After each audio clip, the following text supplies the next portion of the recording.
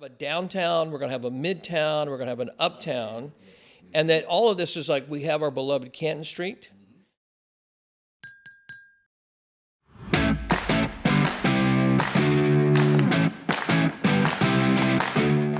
Welcome back to Brew Talks. I'm Steve Stroud, Executive Director of Roswell Inc. And I'm Andy Williams, Executive Director of Visit Roswell. And a man that needs no introduction, but we're going to introduce him anyway, is our Mayor, Kurt Wilson. Elated to have him joining us today. A lot of different things we're going to cover. Some very exciting things happening throughout the city of Roswell, and a lot of great momentum. And we're going to tease some of those out and talk about it and get into the nuts and bolts of what that looks like. But exciting time for the city. And thank you. Look forward to chatting and talking about where things go. Mayor, thank you for being here. Steve, Andy, thanks for having us. Thanks for having us in these fantastic, cool offices. Thank you. It's nice to see an executive suite right here. Right? It's amazing. Right? This is a very cool place. You guys have done a great job with this. Thank you. Appreciate I tell you, I would be remiss, Steve, if I didn't bring up your long-term contributions to our city. I know you've been a resident your entire life. That's right. Business forever. 30 years. And then kind of charged with a crazy charge 10 years ago, out of nowhere. 13 years ago. 13. Wow. Crazy. Roswell Inc. Yes. And it's an amazing, man. So you have seen so much happen in this city. Good stuff, okay stuff, not so good stuff, some bad stuff. Yes. And I got to tell you, long suffering, it's got to be an exciting time for you. Mayor, it is. Andy and I pinch ourselves daily. The excitement that we see, the opportunities that we've seen from before that are back, that give us opportunity to grow this community, the leadership, unbelievable, because we're responsive to what businesses need and what the residents need. And that can go both directions, residents, business, residents, but they got to work together. And, the last 2.5 years have been eye-opening to what we can do. We've got the potential, and you've said it, we are geographically won the lottery in Roswell. Now we got to capitalize on it. You have said for years, Roswell is open for business. Yes. And yet you have been fighting this amazing struggle, really on your own in many ways. And I got to tell you, I'm so excited to have truly an economic development team. I'm so excited to have you. I'm so excited to have Daryl. Yes. And I think we would be remiss if we didn't say we really have an architect. We do. We really do. We have an architect in Peter Sorkoff from SEER, kind of helping us to orchestrate and plan out and at very sophisticated levels execute pieces of the strategy. We've got you, who's just been this fantastic man, leading the way, keeping businesses, keeping relationships, both on the small business side, the medium business side, and the big business side. You've been doing that for a long time by yourself.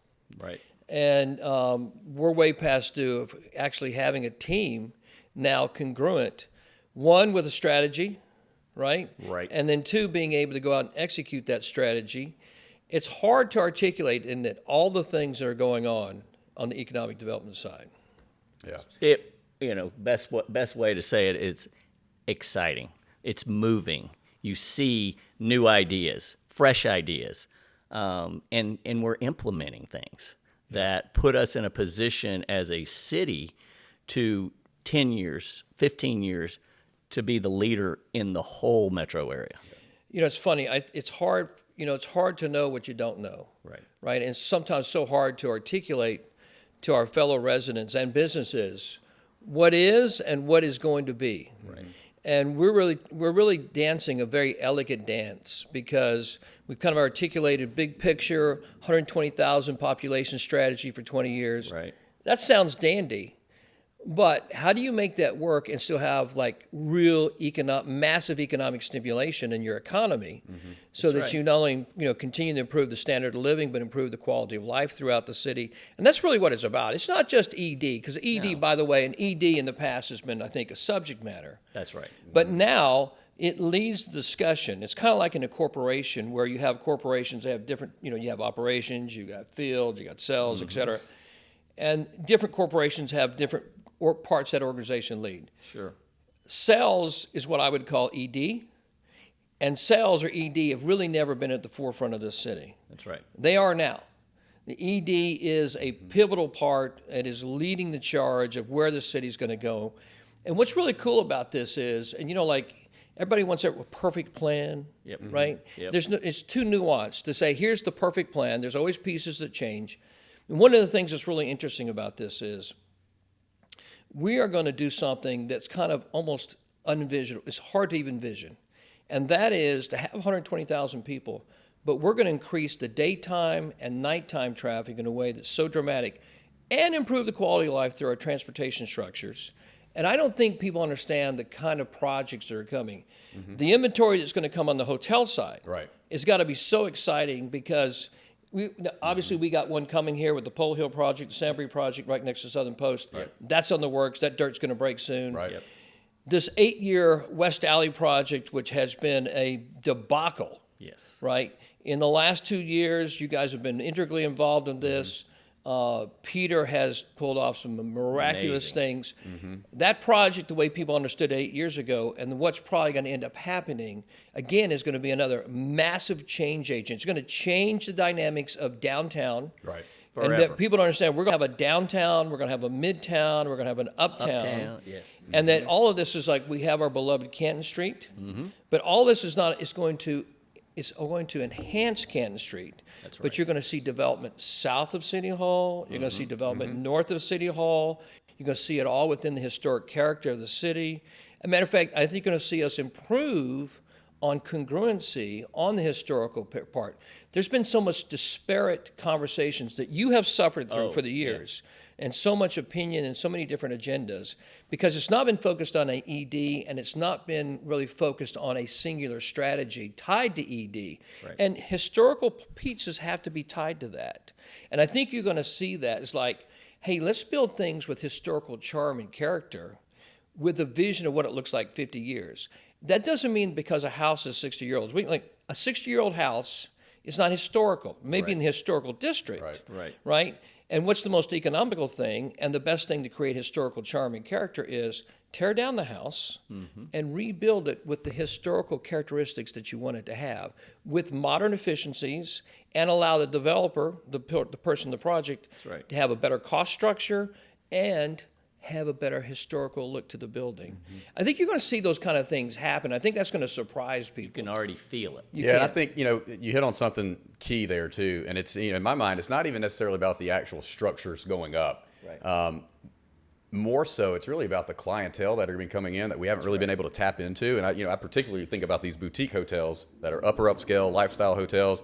That's a market we haven't been able to go out and get, because we do lose business to other communities because we haven't had hotels like that, for example, and we haven't had those types of developments like that. That's a higher spending, higher earning clientele. It's going to come in and perhaps spend a little bit more, maybe frequent more businesses versus somebody who's only going to go one or two places.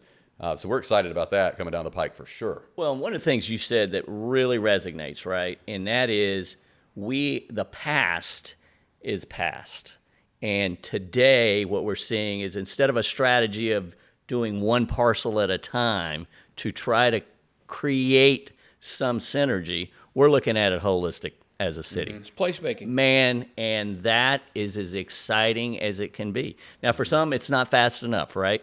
But what we've seen happen in 2.5 years with your leadership, it is moving. And I think that's the thing. Uptown, downtown, what does all that look like? And tying it together so it's a strategy. It is, and it's pincer movements. So it's creating strategic developments at certain places that allow the catalyst of that activity to fill in. That's right. So you're going to see, people are going to see things like, oh, I didn't know that was happening. And well, what about the pieces in between? Well, there's actually going to be another development to the north or to the east or the west of that to tie it back in, to create pincer activity.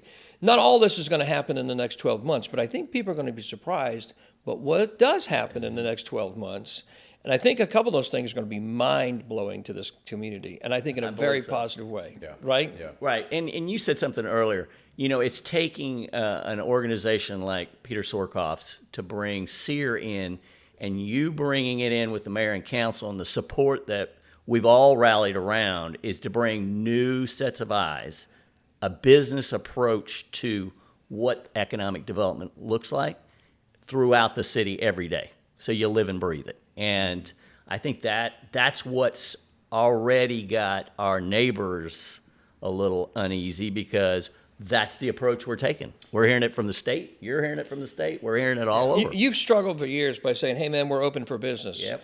And then you would come here and find out that the city really wasn't open for business, right? Been tough. It's right. The city internally in the organization wasn't open for business. Really, the elected body really wasn't open for business. They're always fighting on one-off projects. I want this, I want that. It get very granular, very singular. And to your point, is creating a kind of overall macro strategy on ED, kind of tied to the 120 population. But then what's really going to surprise people, and this is one of the things I like, you have to be nuanced. You cannot be static. Because when we started in 2022, we started with a master plan. We brought in a master planner, a good master planner. We did good economic charrettes. But at the end of 22, we discovered, we said, if we execute this is not a change agent kind of game. This doesn't change the dynamics of Roswell. It fills some spots. We get a little more congruent on our development strategy. But it's really not going to leapfrog the way this city needs to from an economic development perspective. And bringing in Sear, to your point, right? There's some things that we're going to do that are going to be not just North Fulton, not just the Atlanta Regional Commission area, i.e. the Atlanta area, not just the state of Georgia. We're going to do some things that people are going to say, oh my God, you're on a national level. That's right.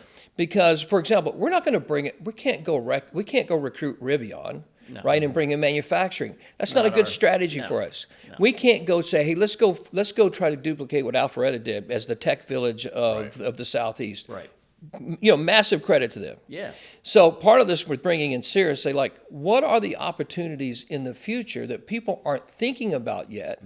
Really, particularly from a governmental or even many classes, the private sector. Sure. How do we get ahead of the game? Well, it's interesting, we talk about this a lot, and one of the things that I'm most excited about, having worked as a part of that economic development team, there's a lot of diversity of thought and professionalism in that room. I learn a lot, and we push each other By the way, hard. I forget to tell you, both Andy and Steve are part of the long-term strategic development planning team that meets every Thursday at 3:30. Those meetings last 2 to 2.5 hours every Sometimes week. 3. That's right. They're facilitated by Surkoff, by Peter, who's amazing. Yes. There's you. Yep. There's Daryl. Yep. There's Andy. There's Christine Hall. There's Jeff Leatherman. There's Sharon Izo. There's David Davidson. There's John Asbel. Georgia Power. That's right. John Asbel is Georgia Power. And people, and now we've brought in the chair of the RDA. Yes. And we brought in the chair of the DDA. Tom Smith. That's right. Tom and both Andy McGarry. Andy McGarry. That's right. Awesome. And I've got the city council. We're just going to start rotating some of them in because, awesome. Right. Keeps them up to speed. You get dialogue. We're able to talk about something. Mayor, you said something earlier. We've had this, we bring something, there's an opportunity, and all of a sudden everybody kind of dances around that opportunity instead of being able to talk to a developer or talk to a business and say, it's just not a good fit, right? Sometimes you have to do that in sales. We're probably not the right vendor for you, or we're not the right supplier. And here we can all talk about it, and everybody can get on page and have that conversation, or the right one, then we can all rally together. And I would even say we take it one step further. That group's really good about, we think we have a good idea, we attack it. Yeah. Because that's what you do. You take it a good idea and you attack it, and if it withstands the attack, then it's probably going to remain a good idea and you can implement it. And that really is a lot is coming out of that, what's happening as a part of that group. A lot of those announcements have been made. Obviously, we're going to get into USL and talk about soccer a little bit. That's a prime example. We have so much to talk about. We do. Indeed. We could do 4 or 5 of these probably. Yeah, absolutely. But USL, let's talk a minute about that. That is a game changer for a multitude of reasons, right? Because it's not just about the soccer team. Or having 2 soccer leagues here. It's a bigger picture, and we're excited about that. Well, let's just talk about some of the crazy things that go along with this. This are amazing, right? Sure. So just on the soccer side, and so the women's team is going to be paid on parity with the men. Yep, that's big. And there's a couple of corporations that are very excited about that, by the way. The other thing is the women's team is going to be a premier team. So they'll be playing Barcelona, they'll be playing Madrid, they'll be playing London. International visitors. That's right. This is a big deal. Also, the women's stadium will be the largest women's stadium in the world when we build it. Interestingly enough. Nice. But what the real piece to that is, the stadium will be built around multi-use, right down Andy's alley, right? So it's going to be built for corporate events. It's going to be built for massive for concerts in that 10 to 12, 14,000 sweet spot. By the way, that's where the economics say the sweet spot for concerts are. It is going to be the anchor, if you will, of a mixed-use development that will be larger than the Battery. Awesome. Yeah. That's crazy, isn't it? It is Think crazy about to that. think Well, and it goes back to that term we've been using more and more lately because we love the sexy office space, Class A Yeah. office. We love residents that live here, spend their money here too. But what this also will create are what we refer to as boundary breaking experiences. That's where you get those folks that are coming in from 30, 40, 50, 60, 70 miles away. And hey, they're coming in, spending their money. We always refer to them as temporary taxpayers. Yes. And then the hope is that they go back, tell their friends. The easiest customer to keep is the one you already have. Repeat visitors, same situation. Keep coming back, go home to their own destinations, come back, spend money, drop their dollars here, and have a good experience. So they do the marketing for us, which we really love. So many pieces of this to talk about. One is you guys know you're part of the economic strategic team. We're focusing on East Side significantly. 100%. 40,000 of our residents where we really have not been successful on the ED side for a right. multitude of reasons. It's a big focus of the city. The other big focus, which is another part we don't talk about, is tying in our historic assets to economic development. Sure. Yes. So the city this year has already laid aside a $5 million plan, basically the Founders Project, to find ways to open up Bullock, Mimosa, Barrington, Yep. Hollyberry, right? And Holly Hill, yep. The Holly Holly Hill, Hill, that's right, yep. Holly Hill, and say, look, how do we make these accessible and part of ED? Not just monetize the assets, right. but that make the assets relevant. Like it's like our history is hugely relevant in our city. We're a 180-year-old city, right? And we're really kind of the crown jewel of North Fulton. That's right. And we have not done, I think, the job we want to do in terms of not only selling that, but making that relevant not only to our residents, That's right. but as you do all the time, Andy, making outside just not only to the ARC, but to Birmingham, Chattanooga, That's right. Charlotte. You got it. Exactly. Like Roswell is a special place. And we've just begun to see the days, I think, from an ED side where people are really going to start coming to the city, one, to appreciate the things that we start to put into the ED side, but also the historic assets that we have in the city. Well, we're bringing out the jewels and polishing them. That's right. That's the end of the day. And I think we're making it easier for people. And let's go ahead and dive into the parking deck conversation. Oh, because people, absolutely. I think what people need to realize too is we're doing these things that are making it easier for people to move around. And we have, ever since I've been working here, we constantly hear that parking is an issue. It is. And it is. Our street team hears it when they've got the mobile visitor center out. We hear it here as well. Yep. The city is taking steps to address that, obviously, and to make it easier for people that know they can plug in an address in their GPS, plant their car there, get out and experience the community, move around, and probably more of those opportunities coming down the pike in the near future as well. Andy, one of the things I've said in the beginning when we first got it started to the council, I said, I got some bad news for you. I said, traffic is not going to get better. No. It's going to get worse. If we do what I think we're going to, if we do what I think we're going to do. Now, what that also means is we have to be very smart about how we institute multimodal ways of traveling in our city and have real traffic calming. One of my favorite cities in the United States is Greenville, South Carolina. Yeah, sure. Oh, yeah. And if you go to Greenville, South Carolina, Unbelievable. it is. Downtown is a nightmare to drive in. It is. By design, That's right. right? By design, because it's destination. This downtown is going to become a destination spot. You're going to see That's that. right. And I think you're going to see things happen as well. To your point, not just the parking deck. Like people think, hey, what's the number for the parking deck? That's a nuanced number because Right. guess what? The synergy of the ED activity is going to increase the need. So I got a little secret I'll just unpack here. The city of Roswell is going to get in the parking garage business. 100%. And so this is not the only parking garage we're going to be talking about. Well, and I think that's important because that's part of the strategy. To us, from Roswell Inc., Visit Roswell, we're a part of the strategy. And we see the strategy, and that's where we're going to support. Because mayor and council have put it out there to do it. We're here to support you. And we believe that that parking deck is going to be the game changer, just the first of many game changers for all of Roswell. I can't wait for the picture pieces to start being put on the table. Absolutely. And for the execution to start happening. We're very close. Yeah, we are. We And are. I can't thank you enough, Steve Stroud, for all your great work. It's a team effort. Andy, Can't thank my you enough, team, Andy all of us. Williams, for all your great work. So what we ask of you is keep doing what you're doing. Thank you, sir. Because we know and we see it. We're there behind the scenes all the time. And not just the once a week a meeting on Thursdays. We're here with our friends Peter once a week on Wednesdays for 2 hours. So we know what's happening, and we're excited. And Pretty fun times. it is. And you know what we always say? It's a great day to do business in Roswell. Come do some business in Roswell. Hang with us. And it's going to get even better. It is going to get better. right. Amen. Cheers. Cheers. Cheers. Thanks, gentlemen. Thanks, Mayor. Well done.